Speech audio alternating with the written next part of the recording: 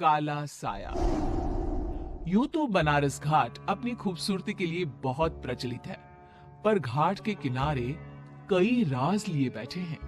ये कहानी शुरू होती है बनारस के घाट के पास बने ममता निवास से, जहां प्रिया लाल जोड़े में ममता के घर उसकी बहू बनकर आती है। आओ आओ बहू, घर को अपने पैरों से पवित्र करो। ममता घर की दहलीज पार कर ही रही होती है कि अचानक एक बहुत गंदी सी बास पूरे घर में फैल जाती है।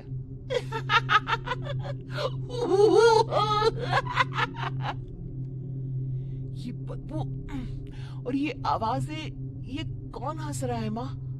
अब ये पड़ोसी ना हमारे थोड़े अलग से है। कहाँ हम शाकाहारी और ये मांस मच्छी खाने वाले। छोड़, तू ध्यान मत दे और गृह प्रवेश कर। और हाँ बहू, अपनी सास की एक बात हमेशा याद रखना, इन पड़ोसियों से तो कभी बात नहीं करेगी। अच्छे लोग नहीं है ये।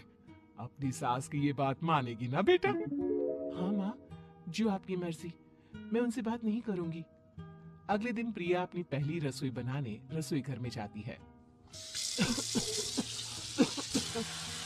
ये छोटी बात तो नाक में जा रही है। एक काम करती हूँ, खिड़की खोल देती हूँ। प्रिया खिड़की खोलने जाती है। इतने जाले, लगता है इस खिड़की को कभी खोला ही नहीं गया। पर ऐसा क्यों? ओह, नॉन वेज की स्मेल आती होगी ना।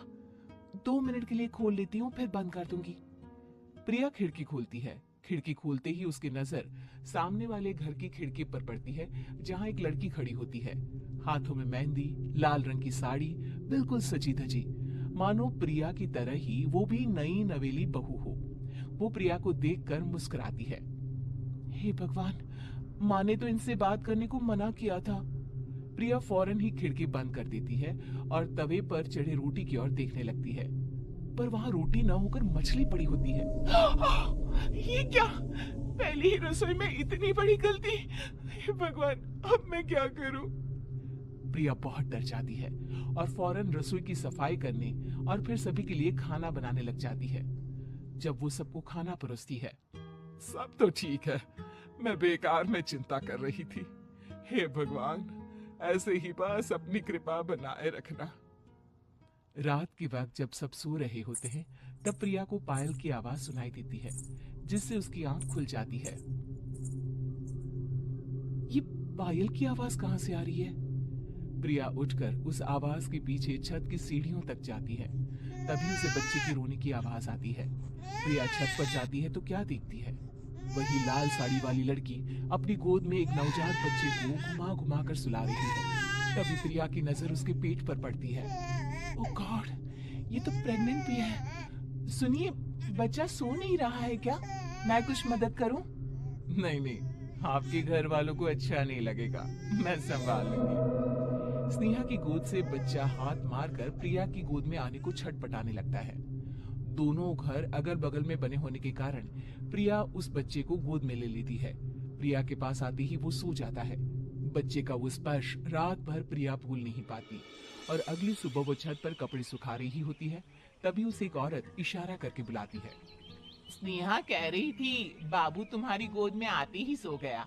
मैं गौरी, स्नेहा की माँ हूँ। बहू, घर आना, बाबू को खिला भी लेना। शाम को जब घर पर कोई नहीं रहता, बच्चे से मिलने के लिए प्रिया छिपकर अपनी पड़ोसन के घर चली जाती है और कुछ देर बच्चे को खिलाकर वापस लौट आती है। इसके कुछ दिन बाद ही प्रिया को पता चलता है कि वो माँ बनने वाली है। ममता की खुशी का ठिकाना नहीं रहता।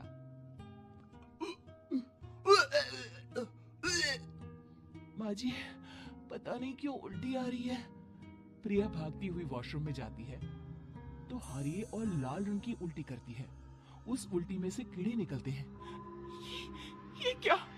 खून और ये कीड़े! माँ! माँ! प्रिया की आवाज सुनकर ममता दौड़ कर आती है, पर बेसिन में कुछ नहीं होता।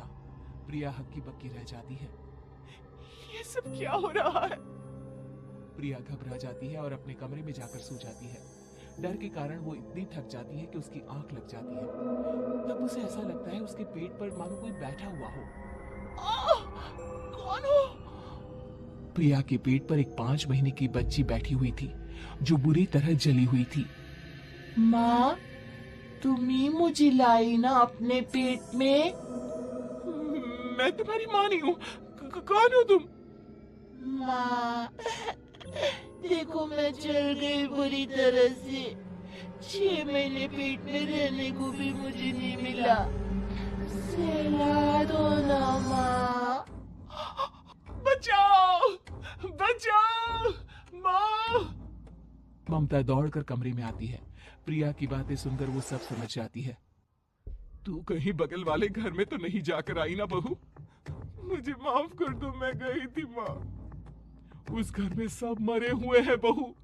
कई साल पहले स्नेहा उस घर में बहू बनकर आई थी। कुछ ही दिन में वो एक बच्चे को जन्म देने वाली थी। पूरा घर बच्चे के आने की खुशी में खोया था कि एक दिन अचानक उस घर में आग लग गई। सब बुरी तरह जलकर मर गए। गौरी आज भी दादी बनने का इंतजार कर रही है और इसीलिए स्नेहा ने अपना अजन्मा बच्चा तुम्हारी कोख में डाल दिया। ममता ये कह रही होती कि पीछे से उसके पैरों को एक बच्चा पकड़ लेता है। दादी, दादी। माँ, स्नेहा की गोद में यही बच्चा था। ये बच्चा कौन है फिर? तेरी मौत है। तेरी भी दादी। जिस चीज का ममता को डर था वही हो गया। ममता निवास के ऊपर मौत ने चादर बिछा दी थी। प्रिया का पेट ऐसे बढ़ जाता है मानो 9 महीने का हो। 2 हाथ उसके पेट से बाहर निकलते हैं। बहू, संतोष को फोन कर, किसी पंडित जी को बुला बहू। प्रिया का पति भागता हुआ घर आता है। ये तो होना ही था माँ। तेरा बाप तेरे सामने आ गया तो तू सह नहीं पा रही है। स्नेहा घर में आग लगी नहीं थी, माँ ने लगाई थी प्रॉपर्टी की लालच में। और वो बच्चा मेरी पहली पत्नी का बच्चा है, मेरा बेटा, जो कि उस आग की चपेट का शिकार हो गया था। मैंने तुमसे ये सब माँ के कहने पर छुपाया था। मुझे माफ कर दो प्रिया। तुम अगर चाहो तो यहाँ से जा सकती हो। मैं तुम्हें किसी भी बंधन में रखना नहीं चाहता। मेरी शादी हुई है आपसे, मैं आपको छोड़ नहीं सकती, पर उससे पहले हमें स्नेहा, उसकी माँ और बच्चे की आत्मा की शांति करवानी होगी। संतोष और ममता गौरी के घर जाते हैं। अंदर सब कुछ जला हुआ होता है। जमीन पर जली हुई लाशें बिखरी हुई थी। ममता रो रो कर अपनी करने की माफी गौरी से मांगती है। प्रिया स्नेहा के घर वालों का अंतिम संस्कार करवा देती है और ममता निवास फिर से आत्माओं के साए से मुक्त हो जाता है।